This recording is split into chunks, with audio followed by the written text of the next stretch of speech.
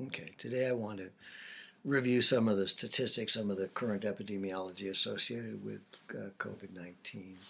And first and foremost, I want to stress that we're actually not ready to start to decrease social distancing and go back to normal. The biggest fundamental problem is a lack of testing. The current positivity rate in the United States is about 1 in 5 people are testing positive. So the positivity rate refers to the number of people that have actually been tested. And so 1 in 5 are testing positive. We have to understand, though, that the people we're testing are people that are highly symptomatic and at risk. So that's clearly a skewed number, and it does not reflect what's called prevalence. So prevalence is the actual number of people infected, and without more testing, there's no way we can even have the slightest clue in that regard. So remember, there's two primary types of tests. There's a test that verifies, whether you have the condition, and then there's antibody screening. And antibody screening is when we're looking to see if we've developed any type of immunity. So both of these forms of testing need to be accelerated, and a lot of the doctors and scientists are saying this. Again, if we kind of look on a worldwide basis, the United States is only second to last, only second behind Venezuela in terms of countries over 5 million population testing, the number of tests we're doing. So we're way, way, way low in the curve. Despite that, we already have by far the highest number of cases and deaths in the world.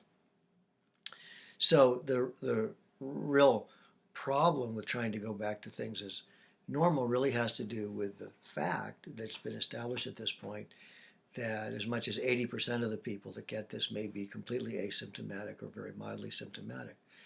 And the problem is, without testing at least enough of a subset of the population to have some truer numbers reflected, that we may have a lot of folks out there then exposing those at greater risk, the older and those with existing health conditions and compromised immune system. So we really, really, really need to up the testing before we start trying to go back to things as normal. Again, if we kind of just review a couple, other, numbers. If in March we had about 750 cases, over 25 dead, and then in April, only a month later, we have over 600,000 cases and over 25,000 dead. And then a week after that, here we are on 420. If we have over, and we're approaching 800,000 cases and over 40,000 dead. So the evidence is primarily out of New York, as we seem to be flattening the curve. We're doing this because of social distancing, washing our hands, wearing masks. It's not time to back off on this yet, folks. I know we're anxious.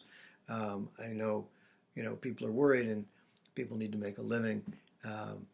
But it's not quite time yet, because if we pull back too fast, then we're going to likely see a more significant curve up of reemergence, of spread again. So everyone, take a breath, and we will get through this together.